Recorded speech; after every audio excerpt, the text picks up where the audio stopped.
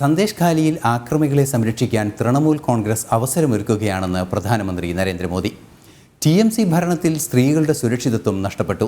അവർ ആക്രമികൾക്ക് പിന്തുണ നൽകുന്നുവെന്നും പ്രധാനമന്ത്രി വിമർശിച്ചു. അതേസമയം കുടിയേറ്റക്കാരായ ദളിതർക്ക് സുരക്ഷയൊരുക്കുന്ന നിയമമാണ് CAA എന്നും അദ്ദേഹം പറഞ്ഞു. സുരക്ഷയൊരുക്കുന്നു. അവർ യുവാക്കളെ പിന്നിൽ നിന്ന് ആക്രമിക്കാനുള്ള ശ്രമം നടത്തുകയാണ്. എല്ലാ വീട്ടിലും ജയ് ശ്രീറാം മുഴങ്ങട്ടെ എന്നും അദ്ദേഹം പറഞ്ഞു. മോദിയുടെ ഓരോ വാക്കുകളും ഹർഷാരവത്തോടെയാണ് സദസ്സ് ഏറ്റെടുത്തത്. TMC और कांग्रेस में तुष्टीकरण का कैसा कंपटीशन चल रहा है.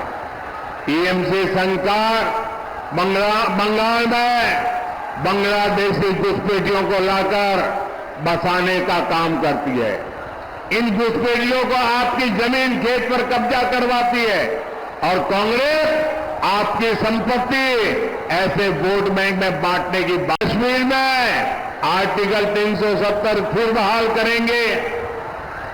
TMC और कांग्रेस के नेता कह रहे हैं कि सत्ता में आए तो CAA कानून को रद्द कर देंगे.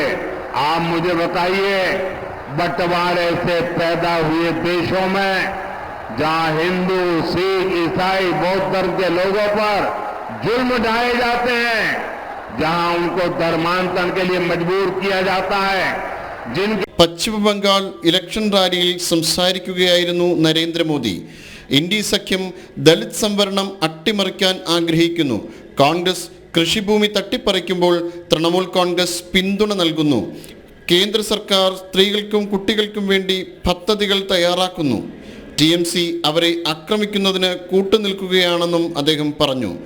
നാഷണൽ ഡെസ്ക്, ജനം. ഈ വാർത്തയുടെ കൂടുതൽ വിവരങ്ങളുമായി ഇപ്പോൾ ഹരികൃഷ്ണൻ നമ്മളോടൊപ്പം ചേരുകയാണ് ന്യൂസ് ഡെസ്കിൽ നിന്നും. ഹരികൃഷ്ണൻ, എന്താണ് കുറെ കൂടെ വിശദമായ ഒരു സമീപനമായിരുന്നു പ്രധാനമന്ത്രിയുടെ ഭാഗത്തു നിന്നുണ്ടായത്? കാരണം കുറെ കൂടി വിശദമായി കാര്യങ്ങൾ സംസാരിക്കുകയും ചെയ്തു എന്ന് അദ്ദേഹം പശ്ചിമ ബംഗാളിൽ, പ്രത്യേകിച്ച് സന്ദേശ് ഖാലിയിലെ സ്ത്രീവിരുദ്ധ പ്രശ്നങ്ങളെല്ലാം തന്നെ എടുത്തു പറയുകയും ചെയ്തു. എന്താണ് കൂടുതൽ വിവരങ്ങൾ? ഐസൻ, സന്ദേശ് ഖാലിയുടെ വിശേഷങ്ങൾ ഉൾപ്പെടെ എടുത്തു പറഞ്ഞുകൊണ്ടാണ് പ്രധാനമന്ത്രി കോൺഗ്രസിന് നേരെയും ഇന്ത്യ സഖ്യത്തിന് നേരെയും വലിയ രീതിയിലുള്ള വിമർശനങ്ങൾ ഉന്നയിച്ചത്.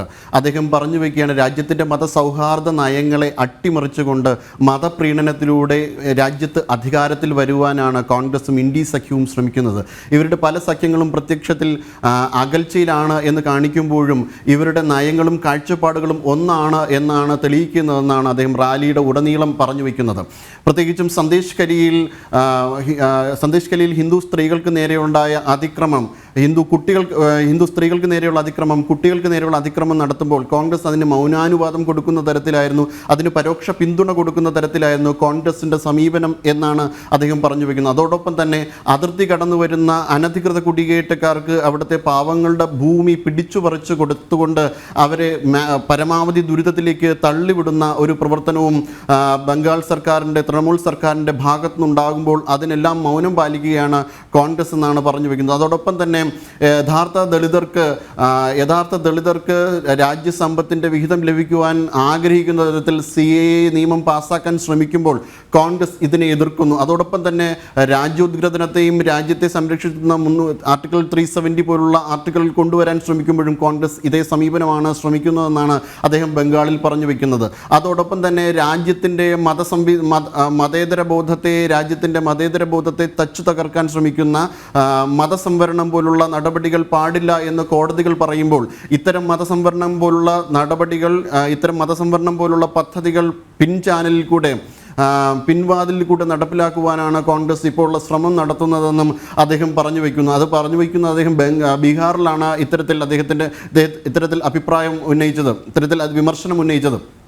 ബീഹാറിൽ അതോടൊപ്പം തന്നെ കോൺഗ്രസ് ഇൻഹെറിറ്റൻസ് ടാക്സ്, പാരമ്പര്യ നികുതിയിലൂടെ രാജ്യത്തിൻ്റെ പൗരന്മാരുടെ സമ്പത്ത് തങ്ങളിലേക്ക് അടുപ്പിക്കുവാനാണ് കോൺഗ്രസ് ശ്രമിക്കുന്നതെന്നും അദ്ദേഹം അതിശക്തമായ വിമർശനം ഉന്നയിച്ചു. ഇത്തരം മതസംവരണത്തിലൂടെ രാജ്യത്തെ പൗരന്മാരെ വിഘടിപ്പിക്കുവാനുള്ള ഒരു ആസൂത്രിത ശ്രമമാണ് കോൺഗ്രസ് നടത്തുന്നതെന്നും ഇത്തരം ഒരു ആസൂത്രിത ശ്രമത്തിലൂടെ രാജ്യത്തിൻ്റെ മതസൗഹാർദ്ദപരമായിട്ടുള്ള അന്തരീക്ഷം അന്തരീക്ഷങ്ങളെ തച്ചുടയ്ക്കാൻ ശ്രമിക്കുകയാണെന്നും അദ്ദേഹം വിമർശനം ഉന്നയിക്കുന്നു. അങ്ങനെ അദ്ദേഹത്തിൻ്റെ റാലിയിലുടനീളം കോൺഗ്രസ് ഈ രാജ്യത്തിൻ്റെ മതേതര ബോധത്തെ, മതസൗഹാർദ്ദ ബോധത്തെ, രാജ്യത്തിൻ്റെ ഭരണഘടനാ താത്പര്യങ്ങളെ ലംഘിക്കുവാനുള്ള സംഘടിതമായ ശ്രമം നടത്തുന്നു എന്ന വിമർശനം ഉന്നയിക്കുന്നുണ്ട്.